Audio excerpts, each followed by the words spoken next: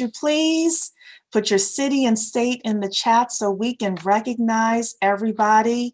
We are officially live on YouTube, on Facebook, on Periscope. And we contacted our resident economist, Dr. Cheri Phillips. I contacted her. I said, you know what, tell us what this Janet Yellen thing means. And then she said yes. And then from there, we discovered that Biden has chosen his economic team. So we want to know what this means for the economy overall, what this means for our economy, and you all know how I am. How can we use the things that are most likely going to come out to help build Black wealth? So I see we got Florida in the house, everybody. Don't forget to put your city and state in the chat. I know this is a little impromptu. We're gonna have another person at 6 coming on, but I wanted to give Dr. Cheri Phillips the floor to talk a little bit about what's happening. So I'll admit personally that I did not know. I knew there was a Treasury Secretary. I never really knew what they did. I never really knew how important or powerful the position was. Even after the last downturn of the economy, and I heard the Treasury Secretary did things with the banks, I didn't realize how that impacted my personal life until Steve Mnuchin got in there and he's negotiating with Nancy Pelosi over our checks. We got one check, we did not get another for most of us. You know, so what's going on here? And now Janet Yellen, who was the former Fed chief, is now being put up as the person who Biden is going to be appointing as Treasury Secretary. So, Dr. Cheri, welcome back. It's good to be back. It's good to be back. So let's start off with what's a Treasury Secretary? Why do we care? You know, how important is the Treasury Secretary? Listen, the Treasury Secretary is extremely important. Your finances are dictated by two sets of policy. There's monetary policy, money policy, and then there's fiscal policy, which is legal regulatory policy. So the monetary policy is handled through the Federal Reserve Bank, which is the U.S. central bank. They determine the ebb and flow, if you will, of currency in the United States. So how much currency is circulating in the economy is determined by the Federal Reserve Bank.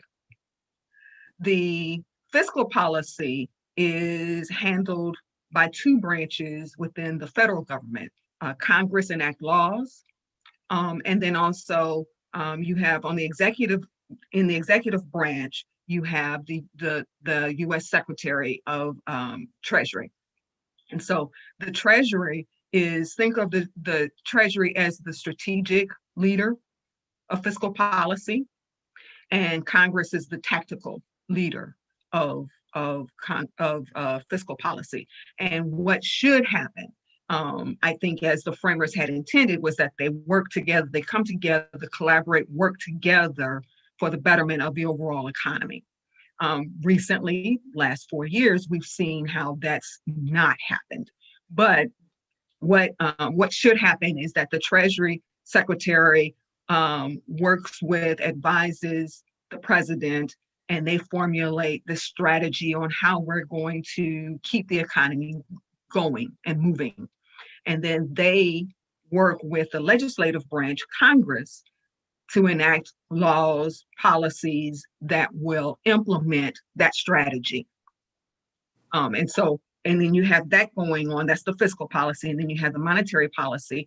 And what should happen is, in the business cycle of peaks and troughs, or peaks and recessions, it should kind of smooth it out, so that when you're experiencing an economic boom, we extend it between the combination of monetary and fiscal policy, we extend that as long as possible. And when we are in the trough or we're in recession, we kind of shorten that as much as possible. And so it's kind of like a yin and yang. That's under perfect situations, perfect circumstances.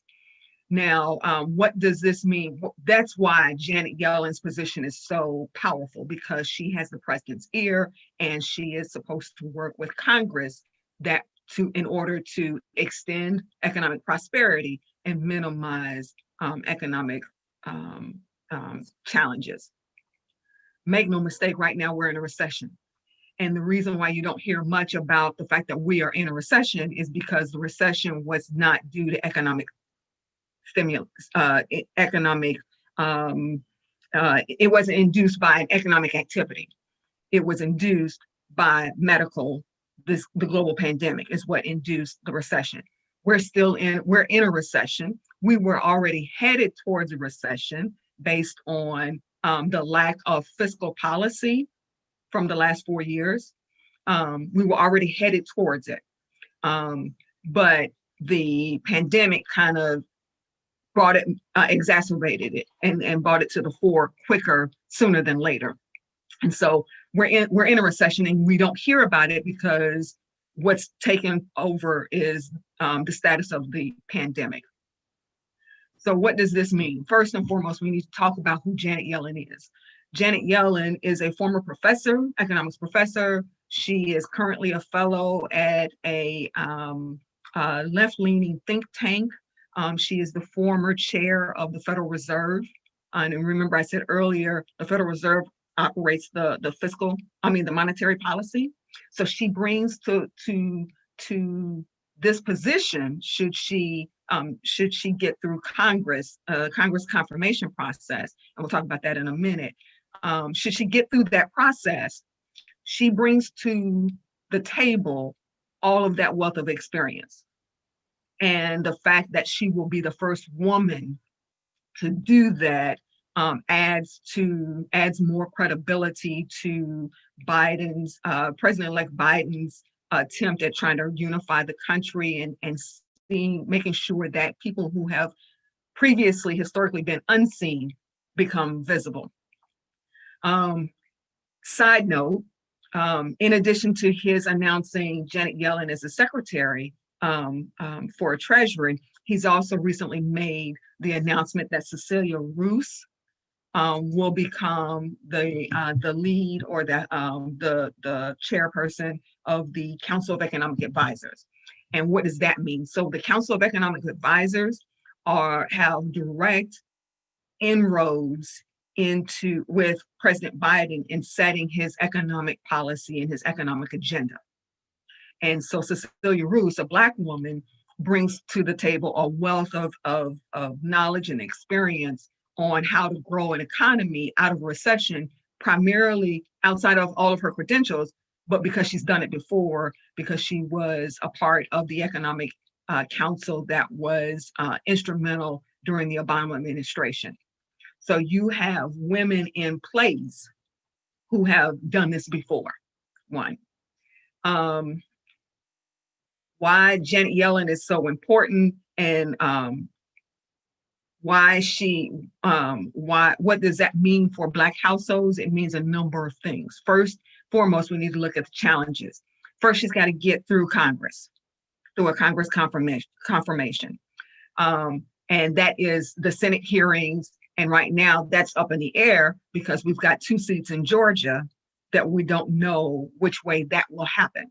And depending upon what happens in Georgia will determine whether or not you have a Republican-led Senate, or whether you have a split Senate where our vice president-elect will end up being the determining factor. So that's the first hurdle. Then the second hurdle that she's going to have to get through, she's going to have to figure out what is the priority. And when I look at everything that's going on, I would think that she's got 2 top priorities. First, to get us out of the recession.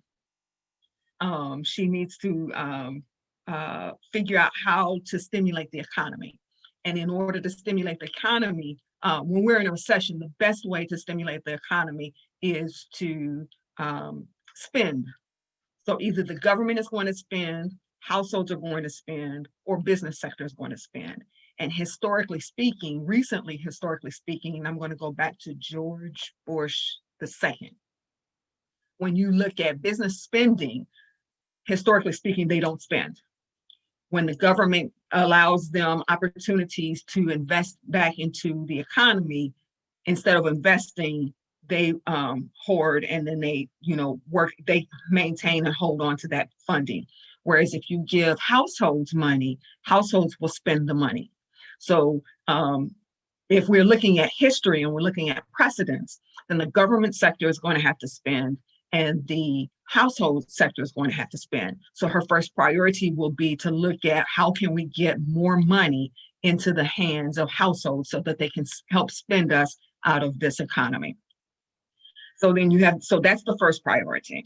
And we know that she is more likely to do that because when she was the Federal Reserve Bank chair,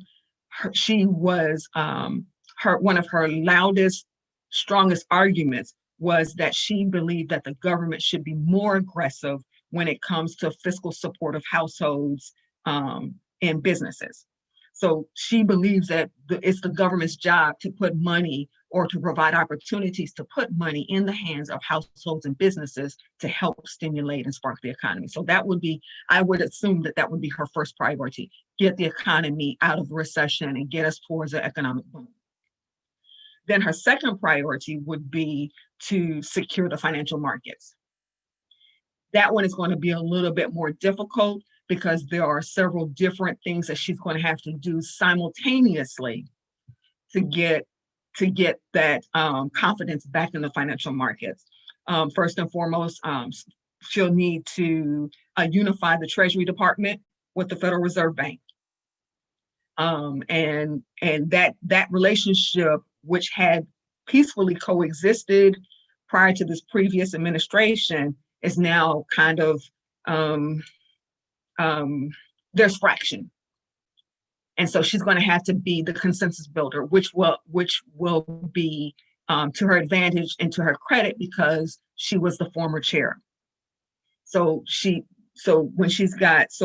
she fulfills this new role in Treasury, using her experiences from the Federal Reserve, it should make it a little bit easier and a smoother transition to unify the two.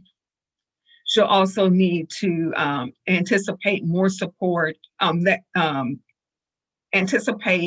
should anticipate that she will provide more support to the Federal Reserve and encourage them to create more lending programs.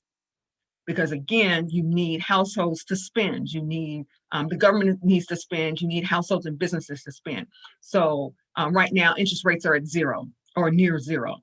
So she would need to collaborate and work with the Council of Economic Advisors and with the Federal Reserve Bank to figure out creative ways to get money into the hands of the households, primarily like through lending. So how do we get households to borrow money to spend it? In order for her to do that, she's going to have to work out something with the business sector that will allow them opportunities to either borrow money or use equity to do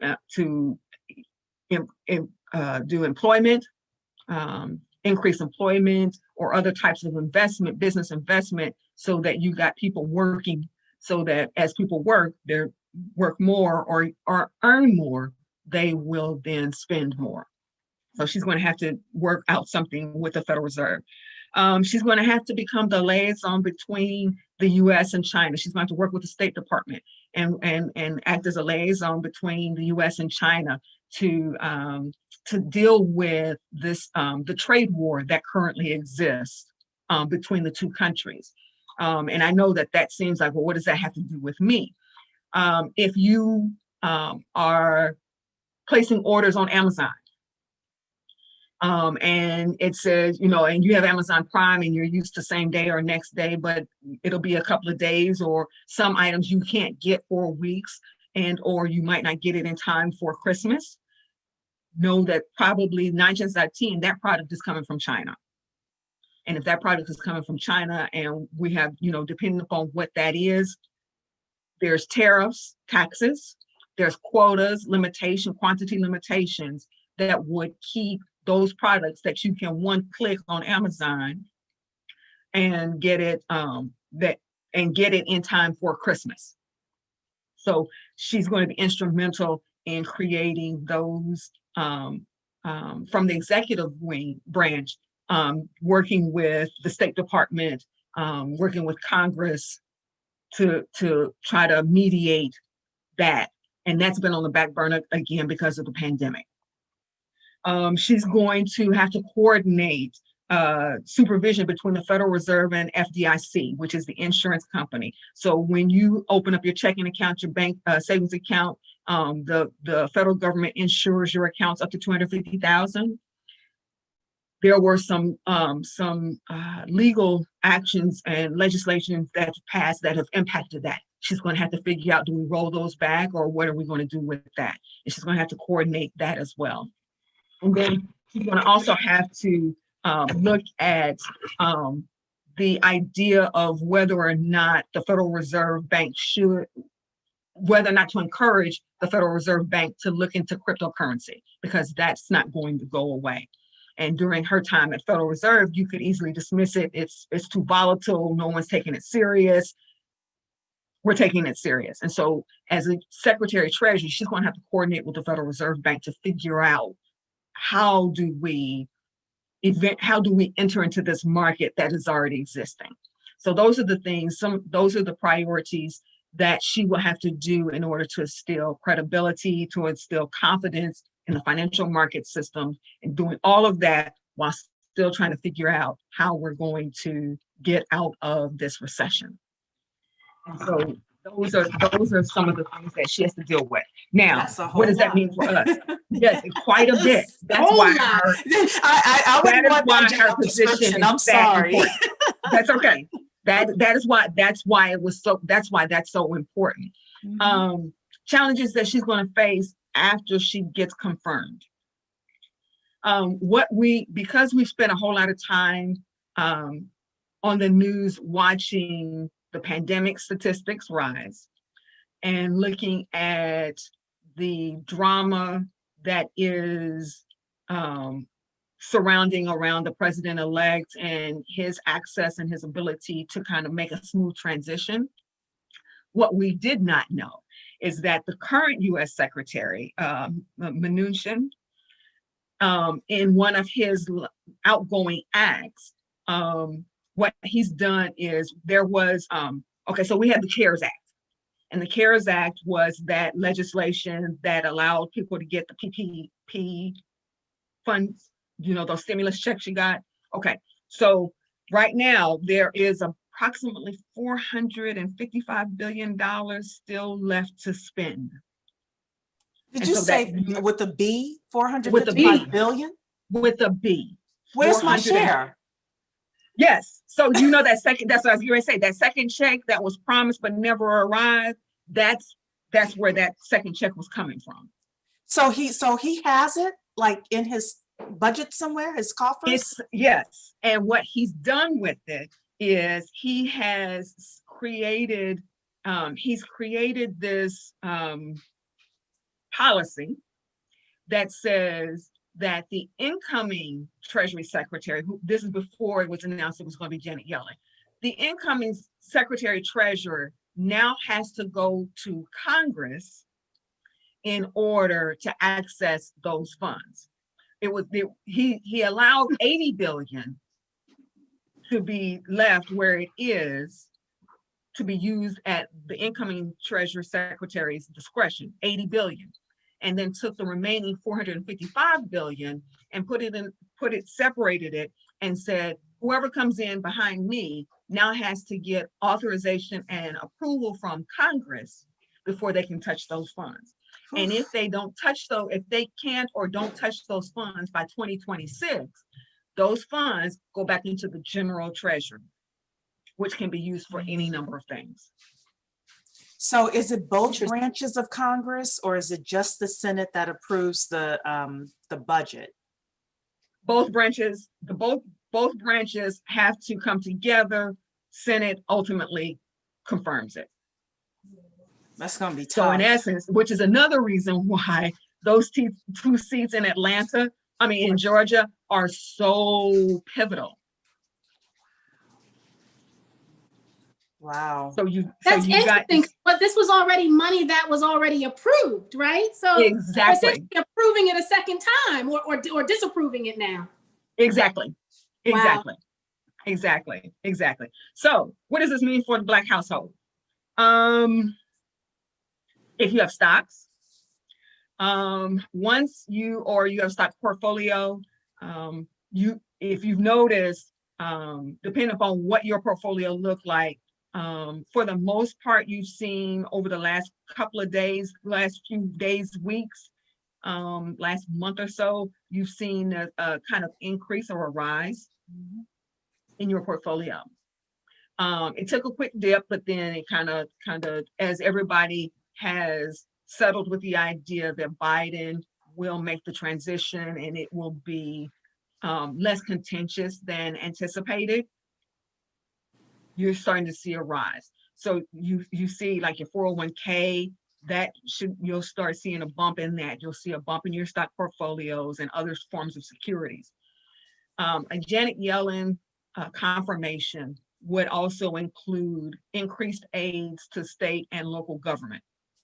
And so, or anticipated. So that would mean the monies that they haven't been able to get access to, state and local governments haven't been able to get access to, now have access to it. So then you'll see, like here in Tennessee, I live in Nashville, and Nashville is a tourist hospitality town, and we took a hit twice because we had a tornado to come through, and then right after the tornado hit, then COVID hit, and so it did almost irreparable damage to the hospitality community.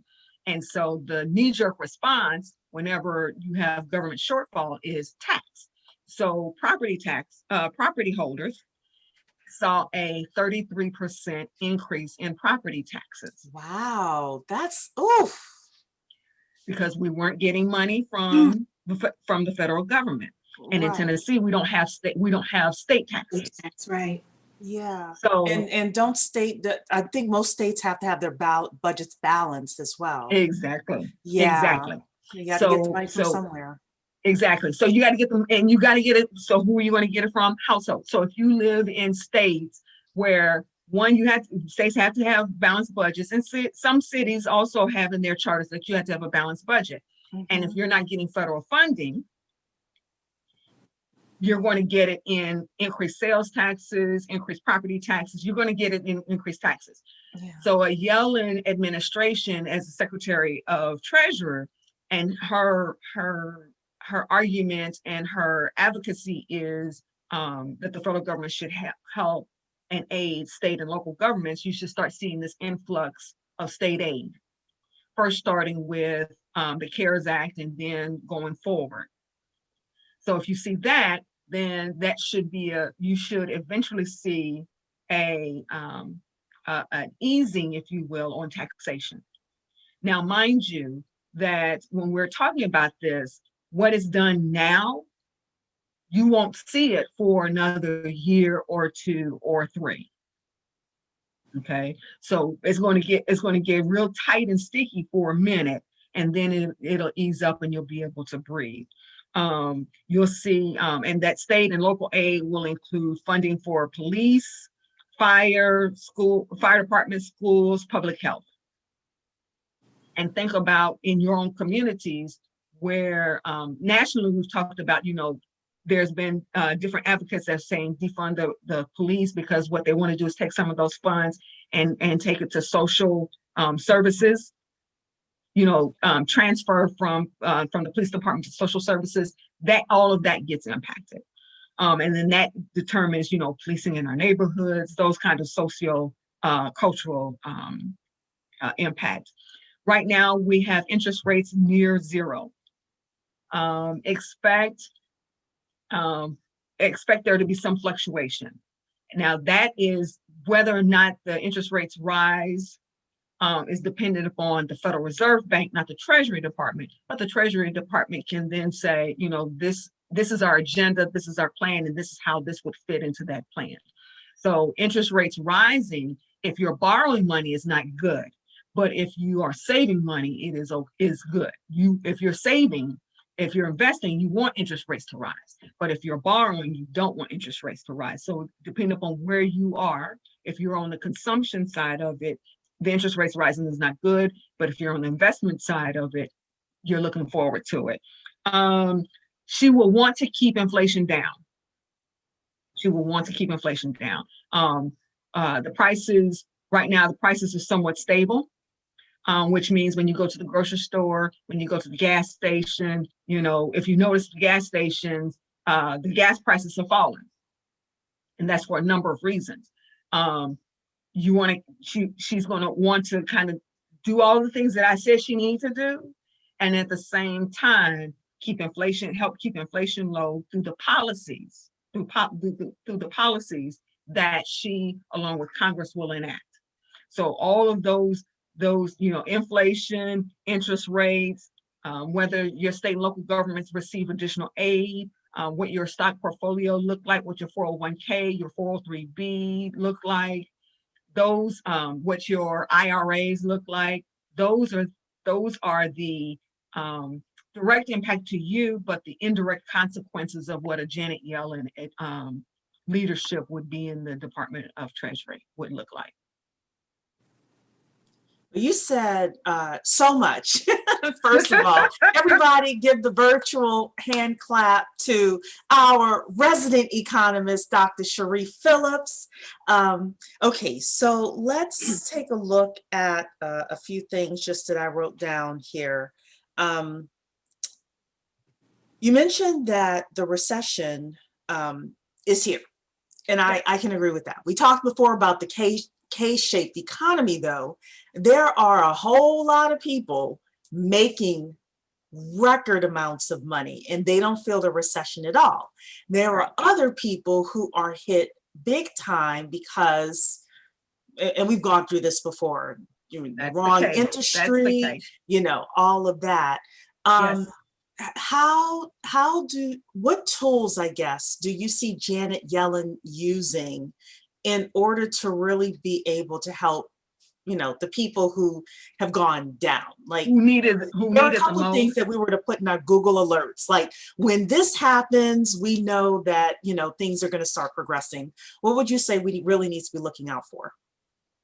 You need to look out for what she does in terms of the policies, the incentives that are granted to businesses. Okay. So when she takes the 80 billion and then goes to Congress for that additional 455 billion, where will those funds be targeted? How much of that will go towards a direct stimulus check to households? How much of that will go towards direct stimulus to small businesses? And in which industries? So will airline industry get helped? Will major restaurant chains get help? Or will local mom and pops businesses be helped out? So you have to look at where, again, what we say in business, follow the money. Yes. Where will those funds go? So that's the first clue. Pay attention to at the local and at the state level. What are the governors? What are the state legislators? What are the mayors? What are they doing with the finances that they receive? Where are they targeting those funds? Are they targeting towards the business sectors that were hardest hit first? Or are they doing, here's a block grant and whoever applies, first come, first serve, it's open to anybody? So is it, general, generic, or is it strategic and precision? So those are the things that you need to look out for. Yeah. And then always just, how does this directly impact me? If I'm in one of those industries that was hardest hit, what's being done in my industry? So like as I've said, here in Nashville, we are hospitality driven.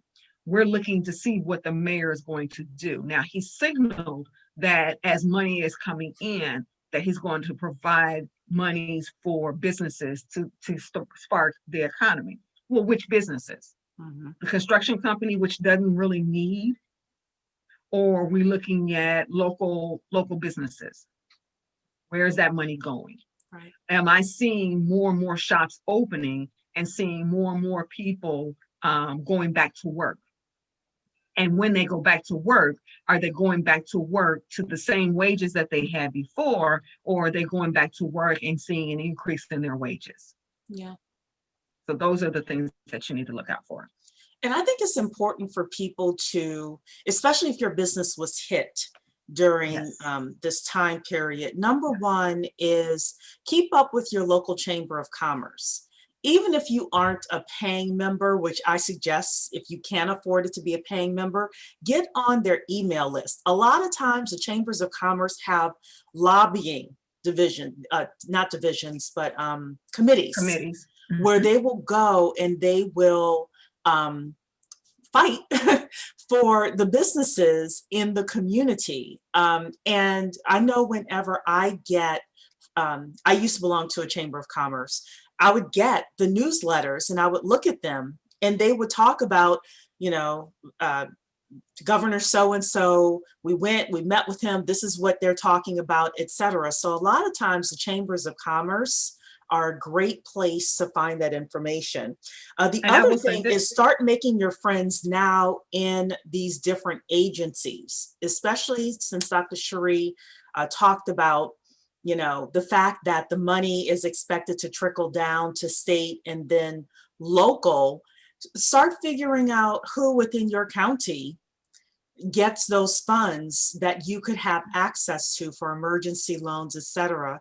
Number three, and this is a really big thing, I love my people, I love you, but a lot of us don't have our paperwork together for when the money comes. Yes, This is a that's the great most important. time for you to spend December, tomorrow's December 1st, put it on your Get it list to together. have your paperwork ready. Can you Mhm. put your hands on your operating agreement? Just so happened today that I needed to put my hands on my operating agreement. Thank goodness I knew where it was from 2011, right? Yes. But I was able, I went to a box, I said, Lord Jesus, I pray it's in here, and lo and behold, it's in there with my tax stuff, right? So Yes. I was like, thank you, Jesus.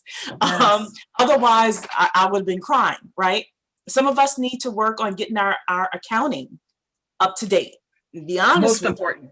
Most important. Get your Most accounting up important. to date, you know, Most spend important. this time like getting yourself organized, because yes, we have issues with getting our fair share, but some of it is on We're us. not ready. Yeah. Some of it is on Yes. us. So I think I um, want to just add also that, you know, so many of us only pay attention to these conversations around an election year. yes. And I think we have to be more mindful to not do that going forward. We really, I love that you talked, because that was my question, is what do we need to pay attention to? Because I love that that was your first question, because now it gives us a roadmap of what we need to be doing. There is an onus on us that we need to take responsibility for us. And I've been terrible about this throughout the years, but I think now is the time that we become more vigilant and really looking after what all of this means to us, right? We're talking about this building wealth, but we Yes. need to do these things so we know what to do with it and know where to find it and all of that. Listen, building wealth is not just the act of acquisition and acquiring it, but it is also about maintaining. Mhm. It is about maintaining, and so you have to, as Cheri has mentioned, you have to know who those people are. Know who at the local level, at the state level, who those people are. Establish those relationships. Make those connections.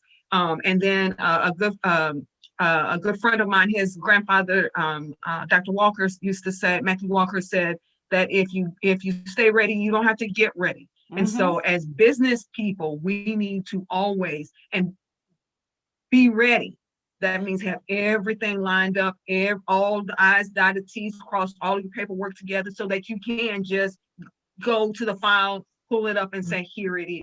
Yep. And then with the chamber, even before they go to lobby, generally what they will do is do a survey. A survey, yes. And they'll send out an email, and the email says, click on this link and fill this survey. We typically don't do the surveys. We just junk mail it and keep it moving. Fill out those surveys. Yeah. Fill out those surveys. Because I will tell you, especially here in Nashville, but it's universal. Black businesses, Black investors, we do not participate in those surveys. And so we don't have a voice or a say. So when they go and do their lobbying, it's based on the information that is gathered from the survey. And if you don't participate in the survey, your voice is not included when they lobby. Absolutely. And not only that, I encourage people to become part of those government committees. You know, if that is something that you really think you want to do, number one, you find out about stuff before the general public does, right? Yes. In a legal way, you know, Yes. And you can prepare for it, and your voice is going to be heard, and you're able to spread the word to others as well. So Yes. I used to run this conference for Northern Virginia Black Women's Conference. This year that they had this specific woman, I wasn't running it, but she came in and she talked about political action committees and things like that. And we had the conversation. It was a closed door conversation, about 30 of us, about joining the chambers of commerce for our counterparts, like the general, not the Black Chamber of Commerce, the General Chamber of Commerce, and join the government committee for those chambers of commerce. And that way we can really get our voices heard, because, you know, we had an honest conversation. They look at the Black chamber one way, but the general chamber comes in and you're a Black person sitting there, you know, you're going to be received differently. So I thought that was a very interesting comment that stuck with me all these years later. So I have one final question for you, Dr. Cheri, and I'm sure Tawan has questions. And anybody and everybody, if you have questions. There's 2 in the Q&A. Oh, okay, I missed it then. My thing is smaller here. I'll ask mine, and then we'll get to the ones in the Q&A. For the economic policy, McConnell is back in, right? Yes. McConnell is the head of the Senate, everybody. Yes. He's pretty much Yes. back in, right? Yes. My question is, many people believe that a lot of change is going to come through executive order versus through real legislation because of that. Are there economic executive order policies that you expect to see or that we should be looking out for?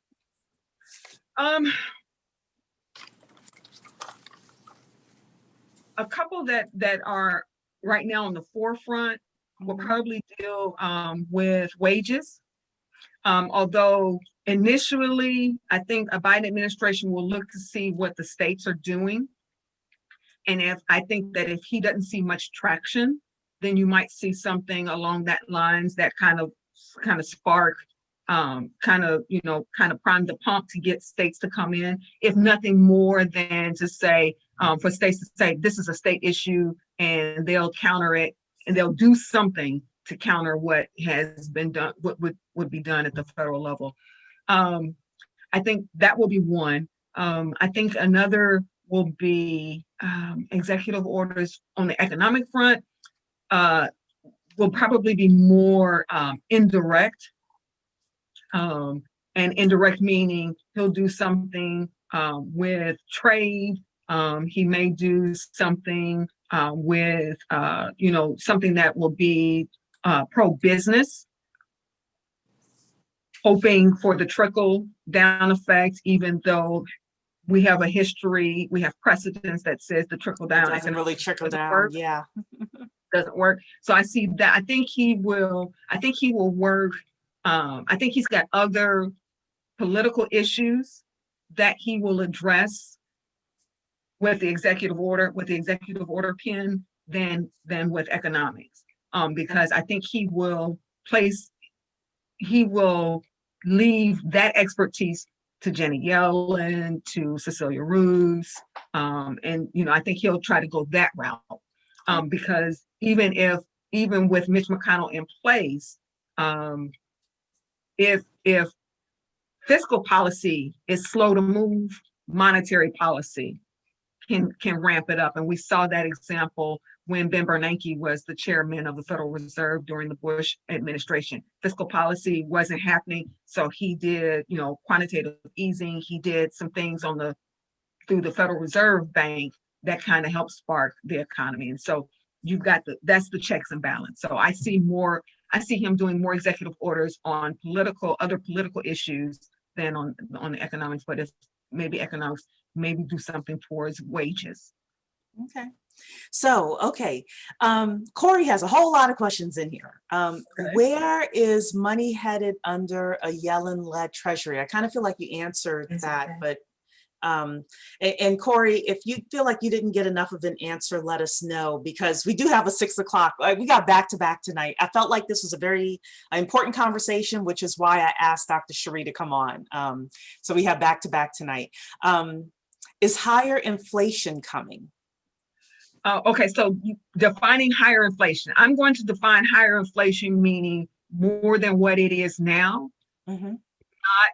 Not necessarily high as in quantity. So when we say high inflation, theoretically speaking, more than 5%, more than 10%, right?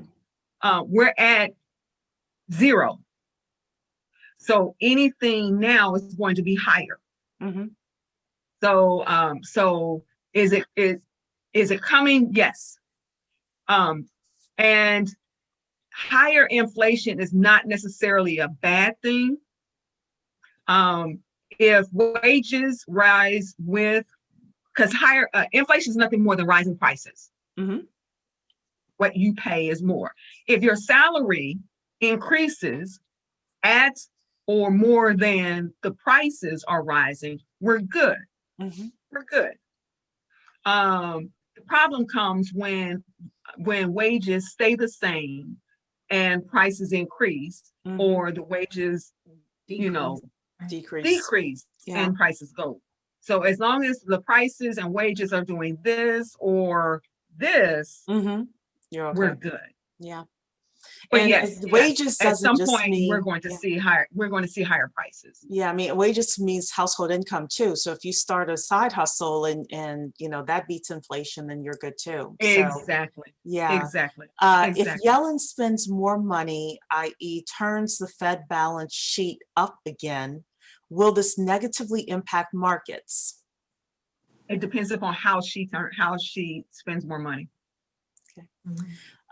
You answered a little bit about Bitcoin, so and crypto. So I've seen a lot of people on both sides saying, "Oh no, Janet's going to be great for crypto," and other people are like, "Oh no, she's going to tank it."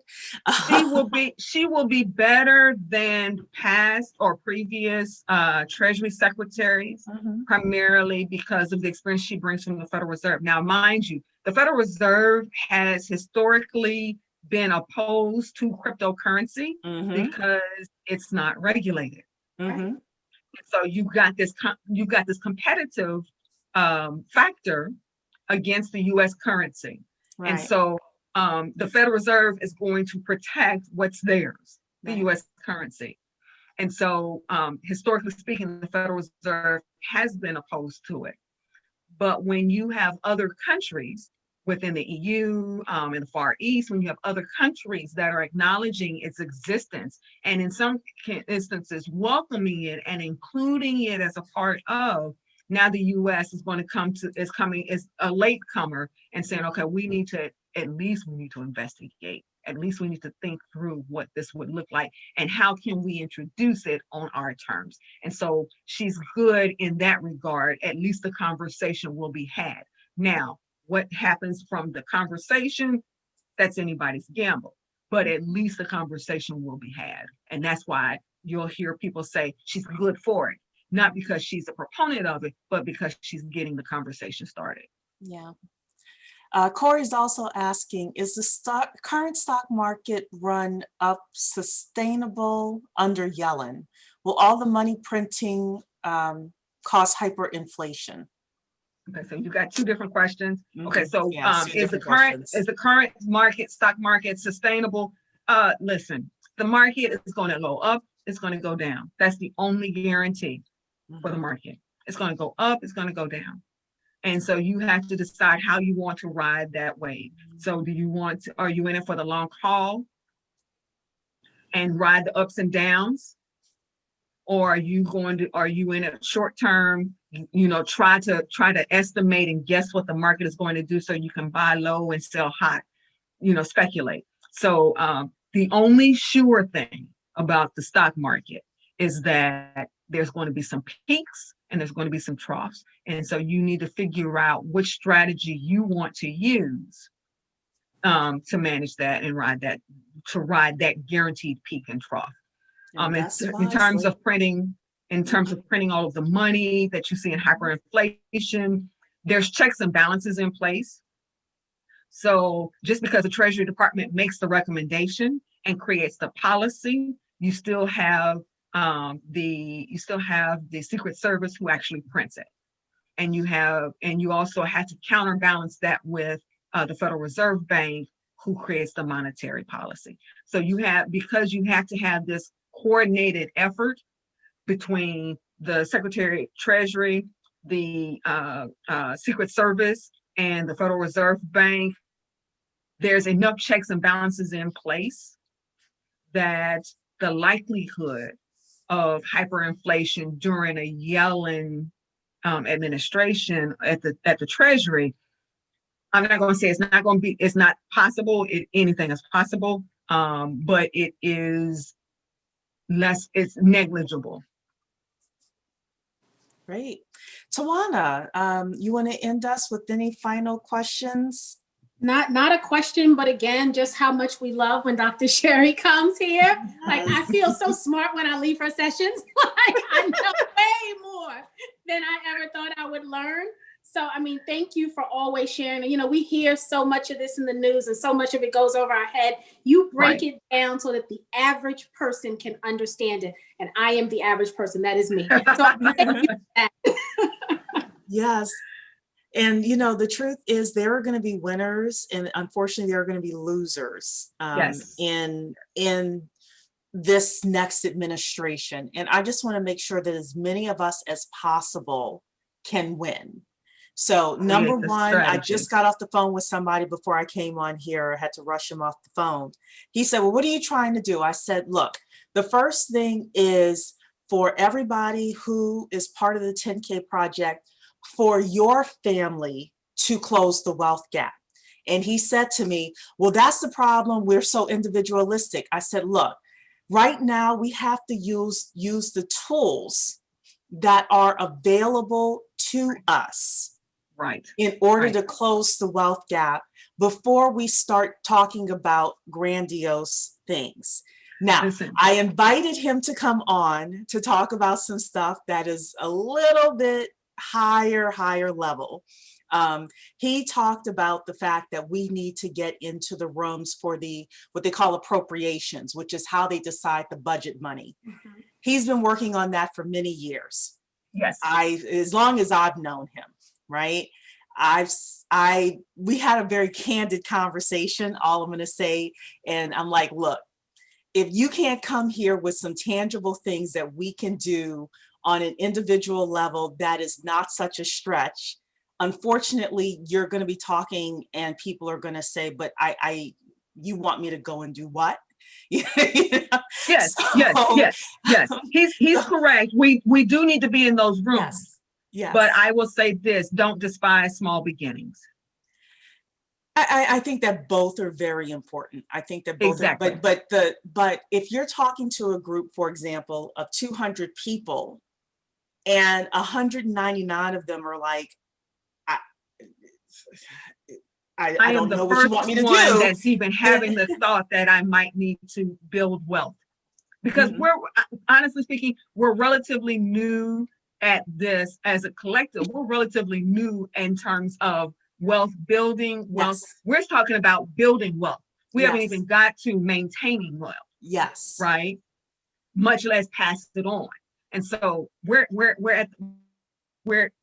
we're at where we're at.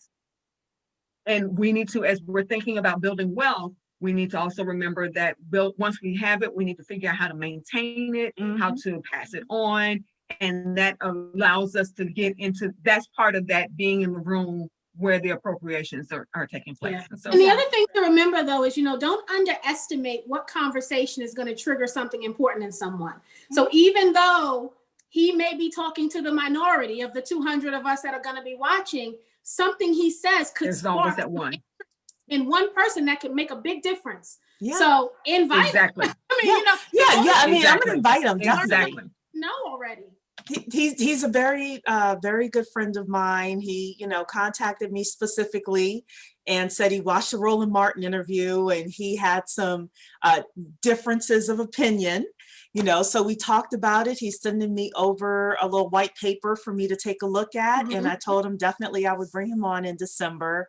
And you know what? I think this community is all about us getting together, having the conversations, and then figuring out, everyone for your own households, figuring out what you want to do in order to help build yourselves, your households, and the community at large. And my friend did have some very interesting discussions about how we can really catapult into the fourth industrial revolution. Because if we're not getting the higher paying jobs and getting into the higher paying businesses, then we're still going to be left behind. So his whole thing is how can we get into the appropriations meetings so that when somebody says, okay, we've got this pot of money here, what are we going to do with it? We have our person at the table saying, well, we want to be involved in blockchain and in, I love that. Intelligence and all of that stuff. So that's his whole point. He has to be prepared to tell us what careers are at the seat at what who is sitting at those tables, right?